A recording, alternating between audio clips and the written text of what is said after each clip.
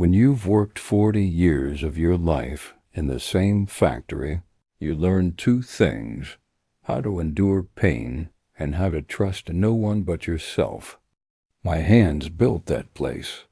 My sweat rusted its floors. And when the whistle blew for the last time, when I clocked out on that final day, I thought I'd earned peace. They gave me a handshake, a cheap gold watch, and the one thing I had been waiting for all those years, my retirement fund. Not a fortune, but enough.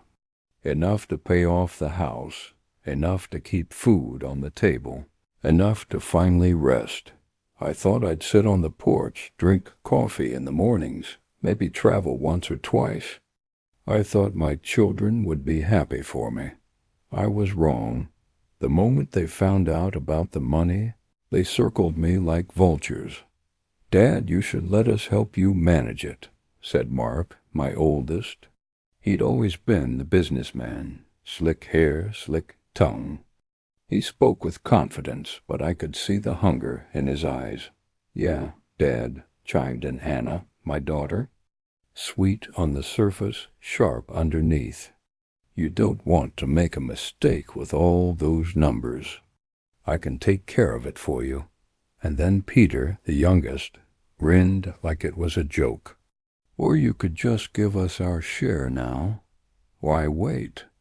Enjoy your retirement. Dad will take the stress off your hands."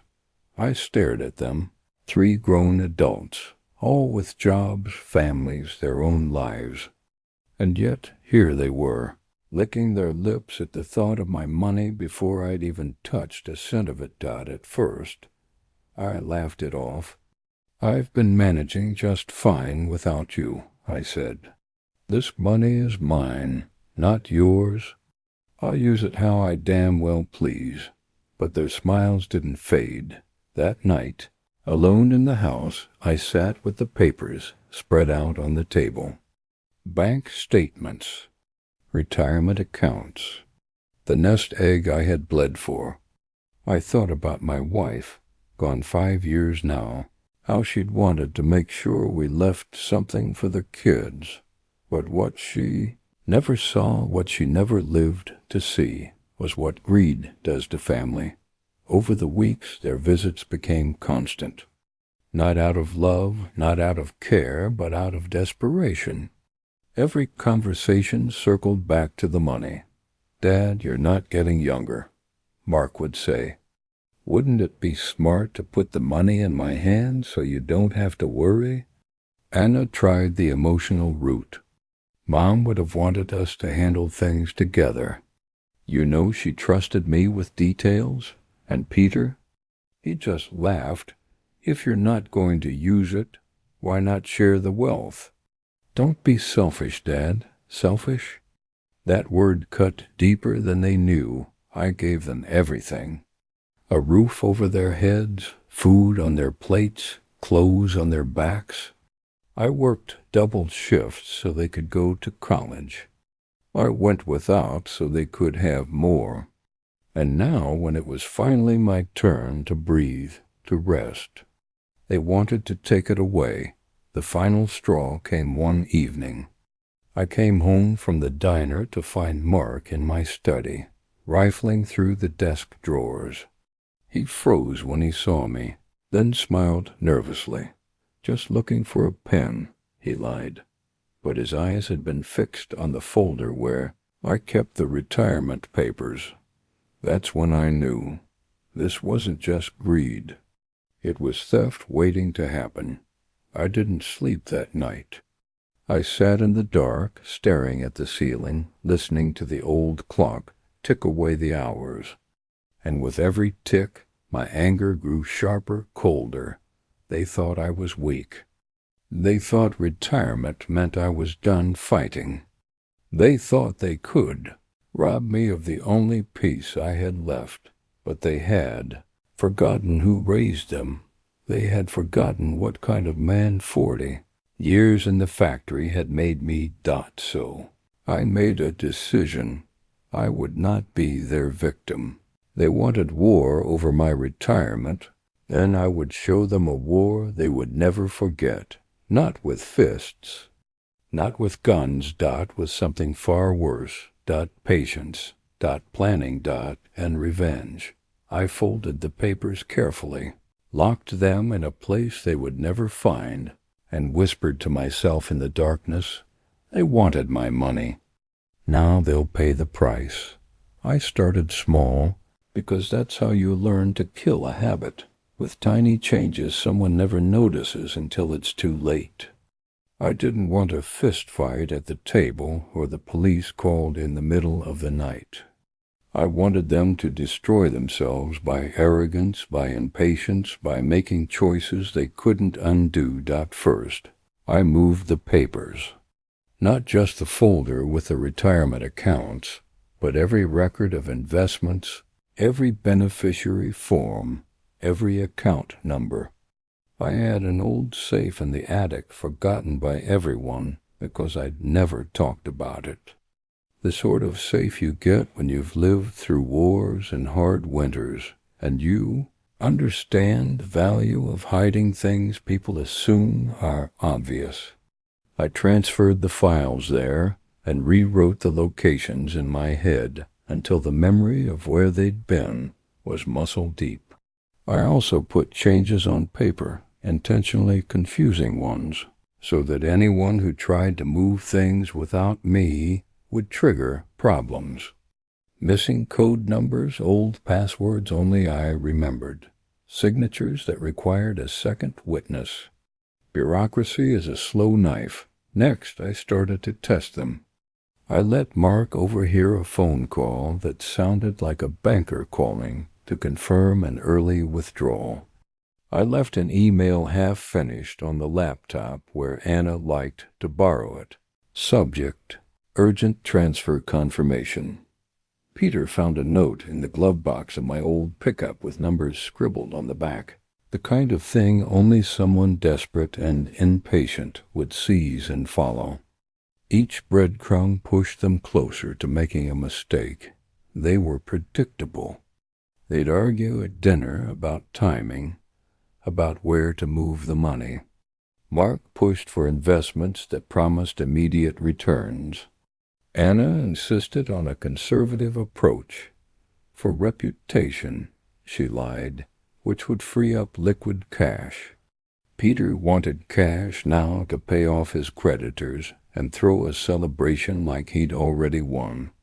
Their voices got louder, sharper, and I listened to every syllable like a surgeon preparing a cut. I also turned to an old friend, Harold, who ran the bank branch downtown and who'd once lent me a hand when my truck died on a winter night. Harold owed me nothing, but he remembered the small things, how I always tipped the repairman, how I'd covered his boy for that summer job. I called him for a favor, to put a temporary administrative hold on any large transfers until I gave the go-ahead. I didn't explain why. The fewer people who knew, the better.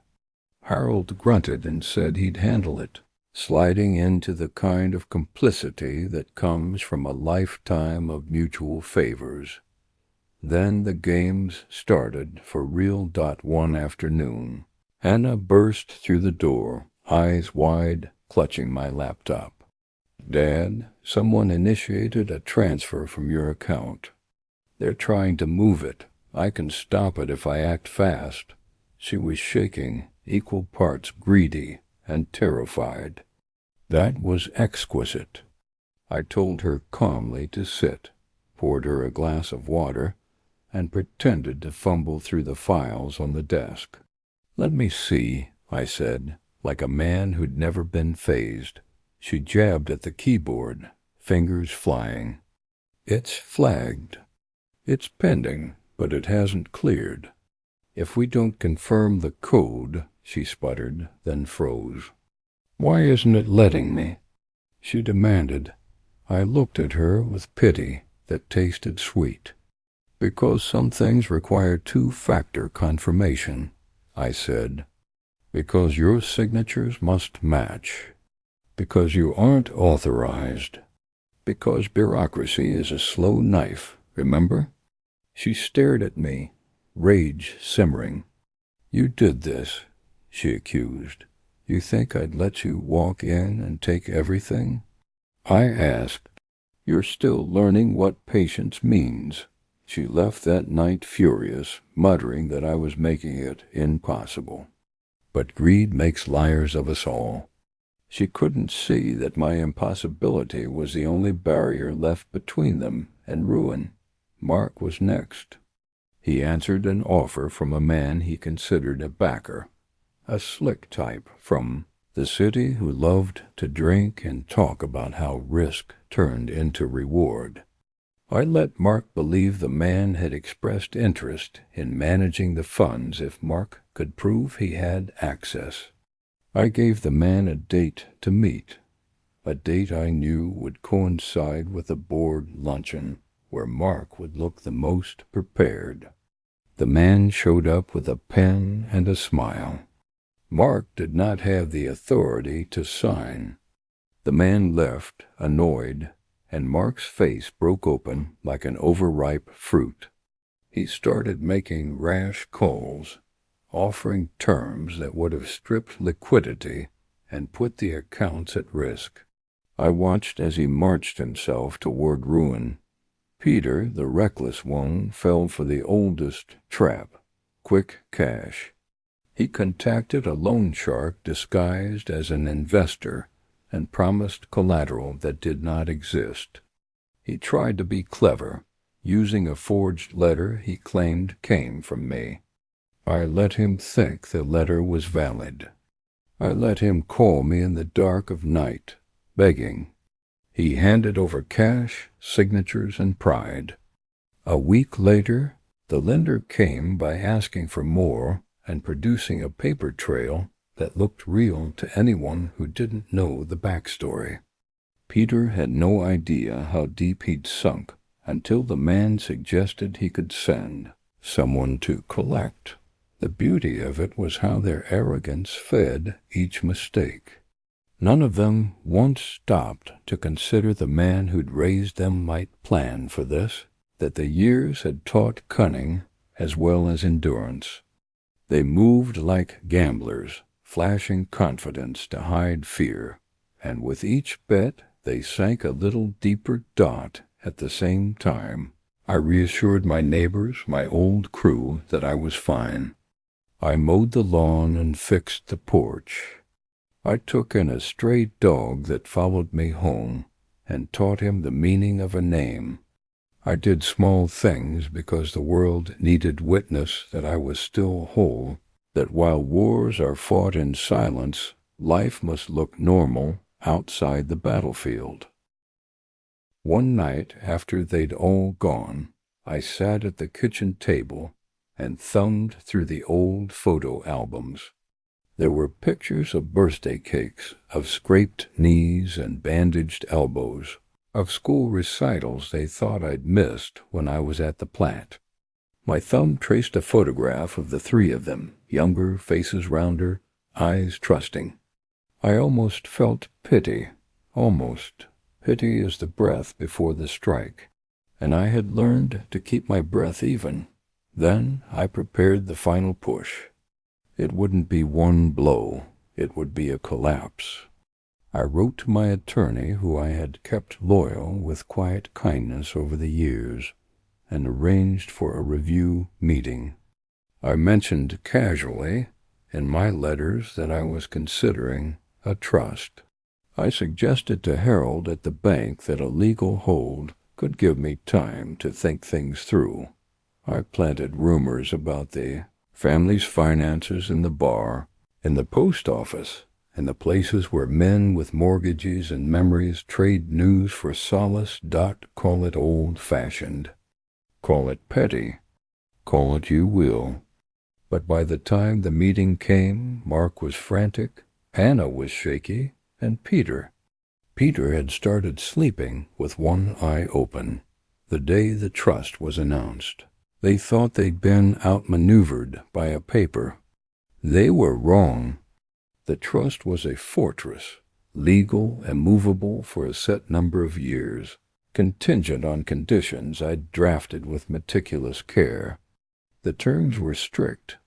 The money would be distributed only if they met criteria I designed to test for character, not greed, not shortcuts, not the petty ambitions that had guided them. Volunteer service, documented evidence of responsibility, truthful accounting. I smiled reading those clauses out loud in my lawyer's office. The lawyer nodded. He'd always liked me for reasons deeper than money. He understood the moral architecture and the legal muscle of what I'd built. When I announced the trust at dinner, not as a threat but as a statement of fact, the room changed. Their faces registered rage, then disbelief, then fear, like dominoes falling. They asked why I'd done it. I told them plainly, because retirement isn't an invitation to steal what you didn't earn. Because your mother would have wanted them to become better men and women, not thieves. They stormed and pleaded and swore they'd change. They tried to charm and threaten. None of it mattered. The trust was a law. It was slow, it was cold, and it was perfect. And in the quiet after they left that night, I poured myself a drink and sat on the porch, feeling the cool night press against my face. That dog rested against my feet. The stars watched. I had set the traps, watched the rats follow crumbs, and now I was ready to see how they fared when the feast ran out. They would learn, in time, that there is a price for thinking your old man is soft. The factory had taught me that reckoning is steady work shift by shift, day by day. Revenge, it turned out, was no different. The thing about greed is that it never stays quiet. It festers. It claws. And when more than one person wants the same thing, greed turns into suspicion. That was the lever I pressed, slowly, deliberately, until their own mistrust did the work for me. I started with Mark. He always believed he was the smartest of the three. He liked to imagine himself the natural heir, the one I trusted most, the one who should manage everything. So one evening, when he dropped by unannounced, I let a file slip out of my briefcase. It was nothing, just an old bank statement. Outdated by years, but I had scribbled Anna's name in the margin as if she'd been involved. He snatched it up before I could notice. His face tightened, his jaw clenching as he scanned it. I pretended not to see, sipping my coffee slow like a man too tired to care. By the next day, Anna was calling me. "Dad, what did you tell Mark? He's accusing me of trying to reroute your pension through my account." I cut her off. "I don't know what he's talking about, Anna. Maybe he saw something he wasn't supposed to." I could almost hear the gears grinding in her head. "He's lying. I'd never steal from you." I didn't say I believed her. I just let the silence stretch until her voice cracked. Next came Peter. He was easy. Always had been. A drinker, a gambler, a man who couldn't hold his tongue. I left a scribbled note on the counter the next time he came over. It read, "Peter isn't ready, Mark, and Anna don't trust him with the money." He found it. He wasn't supposed to, but he always went poking around the kitchen when he thought I wasn't looking. Later that night, he called me, drunk and slurring. "They said I'm not ready, huh? And I can't be trusted." Well, guess what? Old man, neither can they. Mark's already got people sniffing around about your accounts. And Anna? She's been talking to a lawyer on the side. I smiled into the dark, letting him rant until he wore himself out. By the end of that week, The three of them were circling each other like wolves, each certain the others were plotting to cut them out.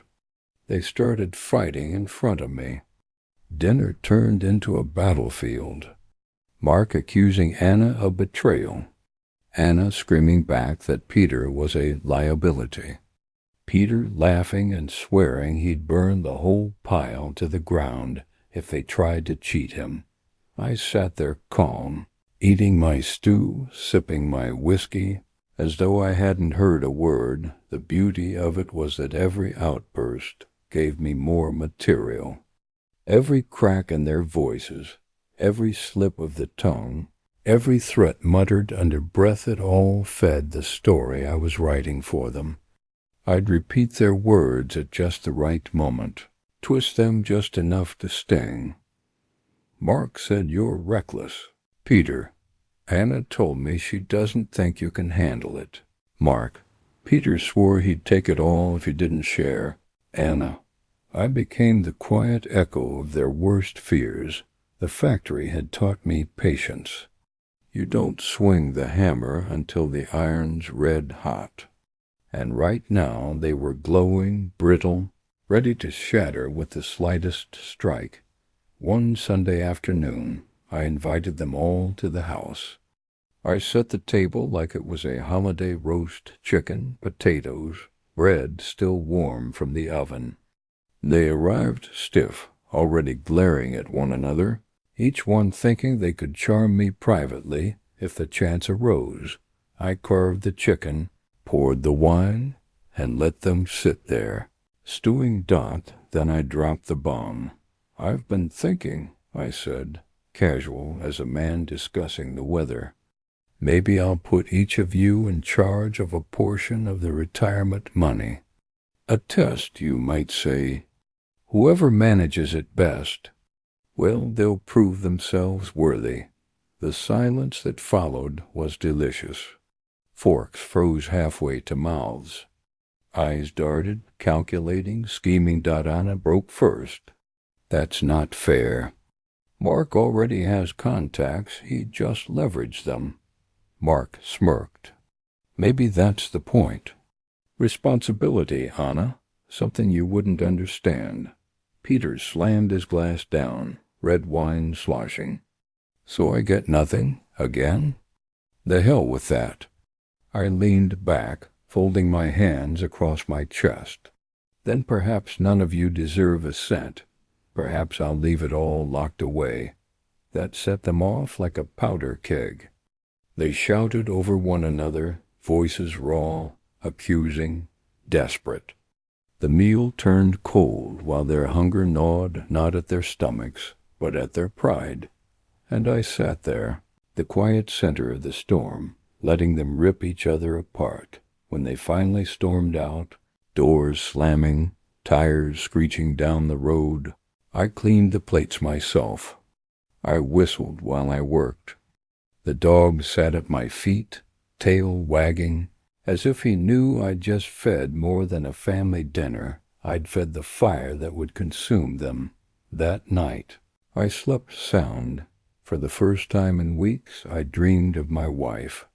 She was standing in the kitchen, flour on her hands, smiling at me the way she used to.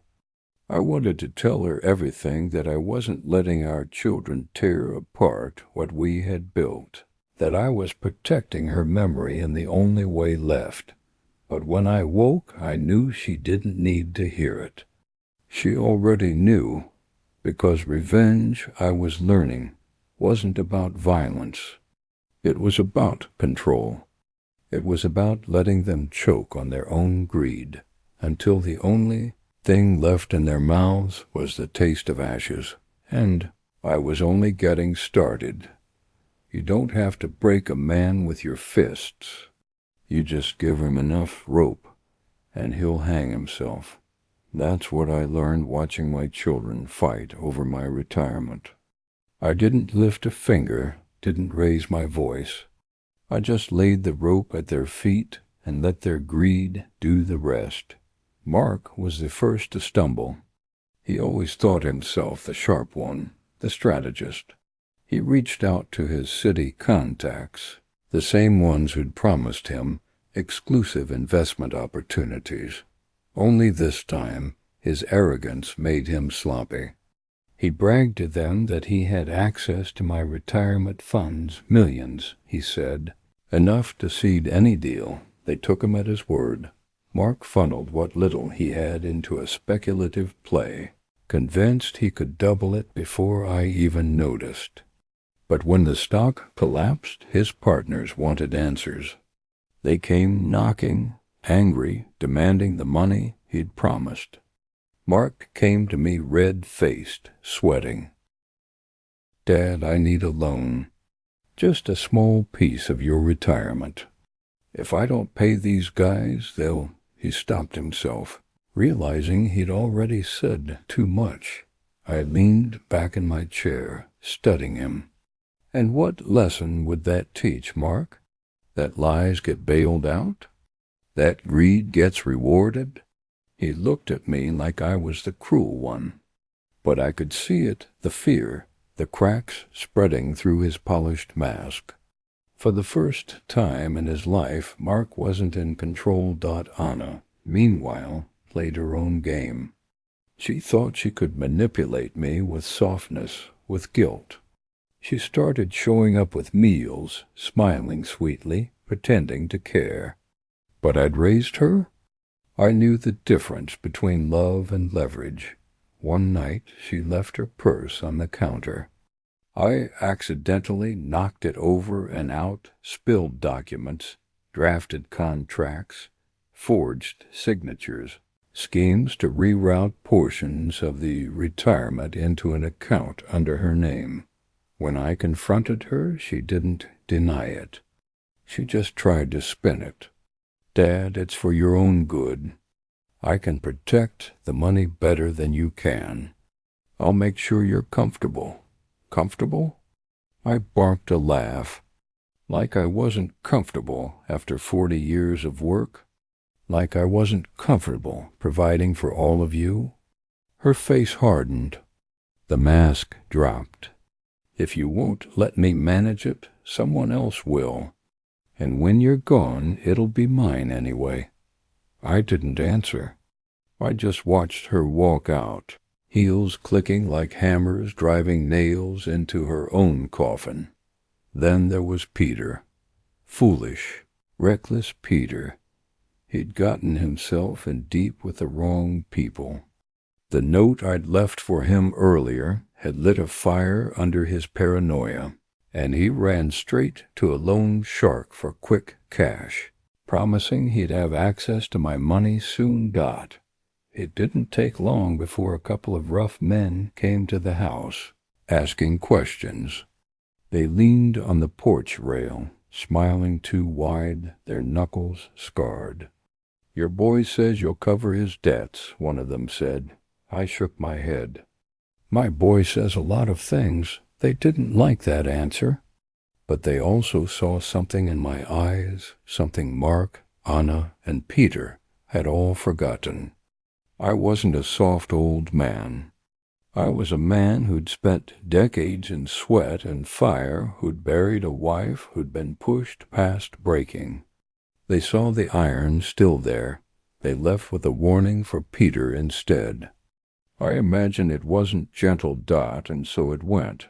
The three of them started to unravel, their lies tripping over each other, their schemes colliding.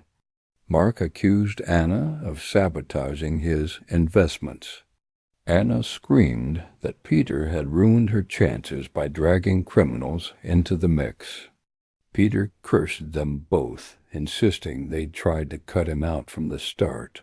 They didn't come to me together anymore. They came separately, whispering poison about each other, begging for a slice of the money, promising they'd do better if I just trusted them instead of the others. I gave each the same answer.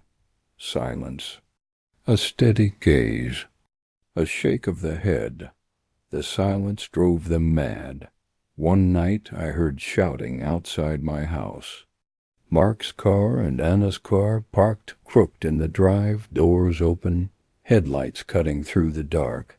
The two of them were screaming at each other in the yard, words sharp as knives. Peter stumbled in halfway drunk, shouting louder just to be heard. It almost turned violent. Mark raised a fist. Anna slapped him hard across the face. Peter lunged like he'd throw himself at them both. That's when I stepped out onto the porch. Just stood there.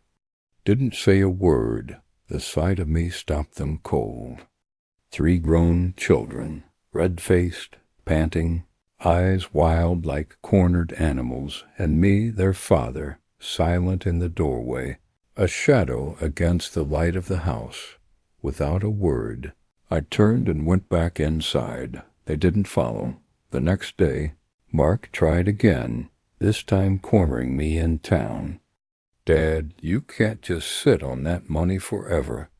You've got to make a plan. And if you won't choose, we'll make the choice for you. I looked at him long and hard. Is that a threat? He flinched. He hadn't expected me to call it out. No, I just mean, but I didn't need him to finish. His desperation said enough. That evening I poured myself a drink, sat by the fire, and thought of my wife again. She'd always been the peacemaker, the one who tried to bring the children together.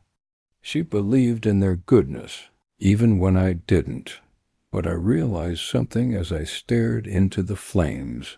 Peace doesn't come by giving greedy children what they want. Peace comes by teaching them the cost of betrayal. They had pushed. They had lied. They had stolen. Now it was time for me to finish what I started. The trust was in place. The legal fortress was sealed. But I wanted them to know, to hear it from my own mouth, to see the door slam shut in their faces. So I arranged a meeting. One last gathering. A final reckoning. I called them to the house on a Friday evening. Not a request, not an invitation, a summons. I told each of them, in that low, steady voice they still remembered from childhood, be here. No excuses. They came. Of course they did. Greed is stronger than pride. Mark arrived first, punctual as ever, dressed in his suit, though it was fraying at the cuffs. He looked tired, like the weight of his failed schemes had begun grinding him down. Anna pulled in next, sharp heels clicking up the walk, her face set like stone. She barely nodded at her brother, sliding past him with her chin lifted high. Peter was last, stumbling out of a beat-up car, stinking of whiskey, eyes bloodshot. He grinned too wide, the grin of a man who'd already lost everything, but still thought he could bluff his way to victory. They filed into the living room, silent, tense. The fire was burning low in the hearth. On the coffee table sat a single folder, thick with papers. Their eyes went to it immediately, like dogs scenting meat. I didn't sit with them. I stood. Let them feel my height, my age, my presence looming over them like a judgment they couldn't escape. You've been circling me for months, I said. My voice was calm, steady, the kind of tone that cuts sharper than shouting. You've lied. You've stolen. You've dragged my name into the dirt, chasing something you didn't earn. I've watched every step, every mistake, every betrayal. Peter shifted uncomfortably. Anna crossed her arms, pretending not to care. Mark tried to smile, but it was thin and brittle. I leaned down, resting my hand on the folder. This is my decision. I opened it slowly, deliberately, showing them the stamped documents, the signatures, the seal. Their eyes widened. It's a trust, I explained. Every cent of my retirement is locked here. Not $1 will pass to any of you until after I'm gone. And even then, you won't touch it unless you meet the conditions I've set." Anna scoffed. "Conditions? What conditions?" I smiled coldly. "The kind you'll hate.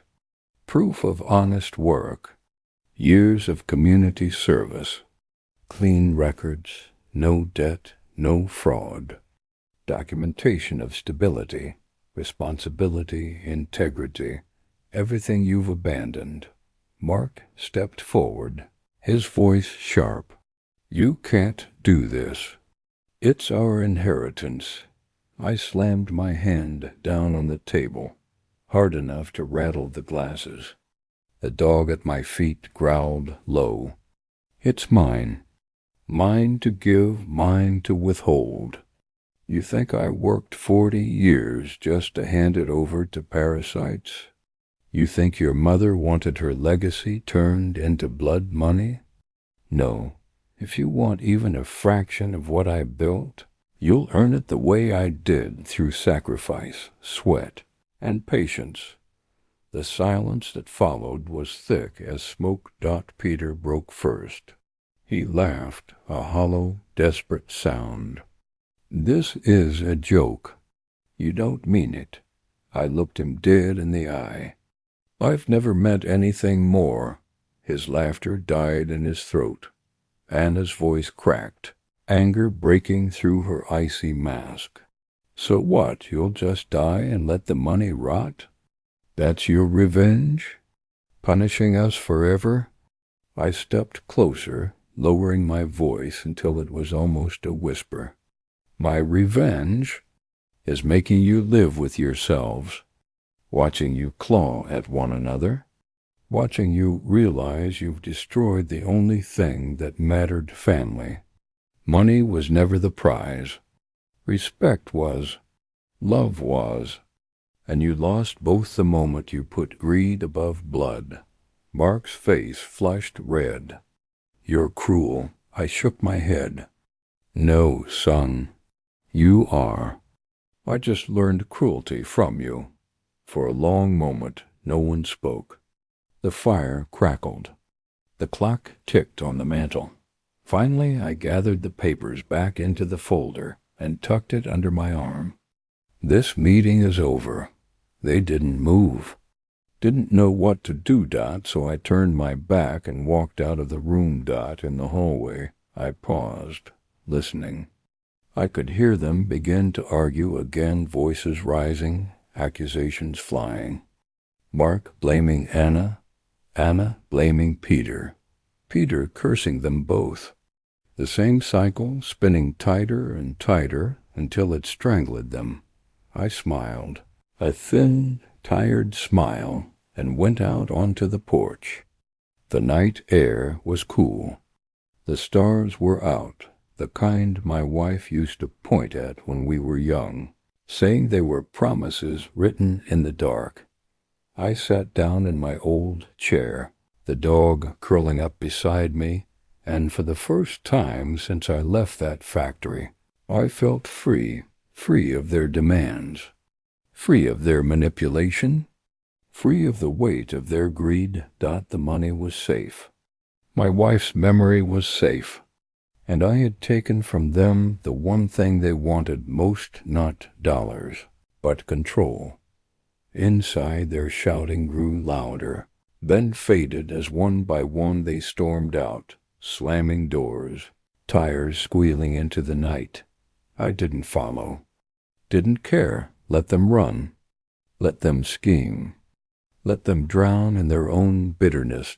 As for me, I lifted my glass, whispered my wife's name, and drank to the only victory that mattered: survival. Revenge didn't come in blood. It came in silence and patience, in watching the guilty choke on their own sins. And I, an old man with nothing left to prove, had won.